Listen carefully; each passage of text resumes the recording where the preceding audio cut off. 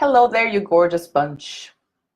I want to talk about something really important. I know it's really important because everybody's going to be able to identify with what I'm talking about, and it's about those triggers, all of those triggers that your narcissistic mom knows how to set off because she created them, right? So that's just true. It's painfully true. And what do you do about those triggers? Now, I know that when they're set off, you probably feel super powerless, and maybe you feel like a child. Maybe you want to punish yourself because you think you should be stronger, or you should have better boundaries, or you shouldn't have all of those emotional reactions. I want you to know that every daughter or son of a narcissistic mom has to deal with triggers, and triggers, they go on for a while, and they're gonna heal as you heal. So it's not an overnight process, and it's really gonna depend a lot on your ability to be patient with yourself. And maybe that's not the best thing you want to hear right now, but when it comes to healing from narcissistic abuse, the loving way really is the only way that you can do it. Because if you try to repeat the method that your mom used with you, which was based on punishment and on you treating yourself like you're never good enough, like you should have been stronger, you should have this, or you should have that, you're just going to perpetuate that internal state that you've been perpetuating inside of you, that has been going on your whole life. So the great opportunity when triggers arise is that they show us our wounds. And when we look at our wounds and we feel really vulnerable, those are the moments where you want to punish yourself, abandon yourself, and when it feels impossible. So triggers are an amazing opportunity for you to choose how you're going to treat yourself when the triggers are set off. And I can guarantee you, and you can try this out yourself, the more you train yourself to have an unconditionally loving reaction every single time you don't have the mature reaction you'd like to have, because it's going to be like all the time in the beginning, and it's going to happen again and again and again and again. So you're going to have that opportunity over and over and over again to ask yourself, what's the best method for dealing with this moment, dealing with myself? Which method, the punishing myself method and the being loving towards myself method, out of these two, which one is going to give me the best consequences in the long run?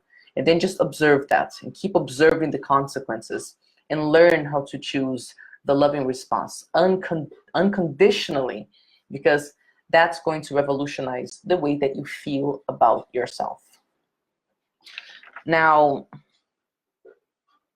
another thing I want you to think about is why you want to get rid of the triggers so much. Because, I mean, obviously they're uncomfortable, but I feel there's an underlying issue there, which is we want to have a relationship with our moms, and we just keep on like testing different ways of trying to make it work. And when we say things like, is there any way that I can maybe not have the reactions when she tries to set them off, what you're actually saying is there any way that I can care less about the abuse so that I can remain in the relationship? And it's such a painful thing for you to realize, but it's really worthwhile for you to stop and just analyze, like, why do I want these triggers that are part of the relationship with the narcissist?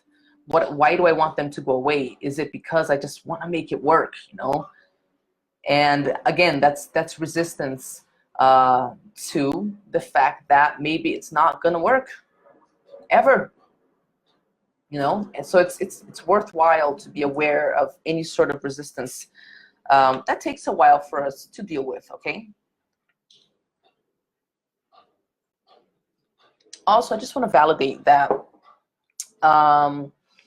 most daughters and sons of narcissists that I know give themselves a period to test whether independence is something that they want, and they keep going back and forth. So maybe they'll cut contact for a little bit or go low contact, and then maybe after a few months or a year they'll have Christmas dinner with mom just to try things out and see if anything has gotten better. And that goes on for a while, and that's a completely normal process, and it's okay for you to allow yourself that going back and forth until you can gather the information that you need to make the decisions regarding how much contact you want to have with her.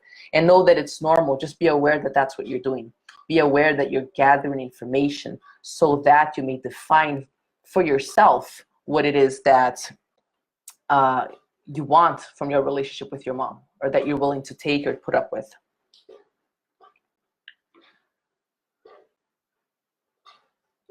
And again, if what triggers are wounds, they show us where our wounds are, then they need space to heal. It's like if you have a wound, you're not going to keep poking at it, right? And the continued contact we have with the narcissist is a way of just like poking at the wound over and over and over and over and over and over and over again. And then you beat yourself up for not being strong enough and for not healing. Healing in this case comes through distance, through allowing your wound to just sit there and kind of heal itself, because nature does a lot of the work when you just give it the opportunity. And that's another way of saying that you will find that if you do create distance from your mom, you're going to find that those triggers are just going to get easier just because of the distance, because the wounds finally have time and space to start healing. What else did I want to tell you guys? And then I want to finish this video by saying that we're used to such toxic relationships that it doesn't cross our minds that you're so worried about making it work with all of these triggers, and maybe it never crossed your mind that you can have relationships where there are no triggers, or where the triggers are a lot less and they're not intentional, and it's not all the time, and it's not, just such a huge part of the relationship. And I want to finish up this video by having you maybe contemplate what those relationships would be like. Would it be like to have relationships with women and men that are going to treat you well, and that you feel a loving energy coming from them, so you can tell, like, even at a gut level that they love you. You don't have to like rationalize whether they love you or not in your head and try to convince yourself that they love you, So I say go crazy on those dreams, and go crazy about those dreams, and allow yourself to dream big and dream about very loving relationships where you don't have to walk on eggshells all the time, and where you don't have to worry about constant triggers. Okay? Well, that's it for today. Let me know if you guys had any insights, if you learned anything. If you liked today's video, then make sure you share it. Make sure you like it. It might be useful for someone else. You never know. Subscribe to the channel if you haven't already. And also subscribe to my mailing list. I share some exclusive content through there that I only share through there. So that might be useful for you as well. That's it, ladies and gents, and see you next time.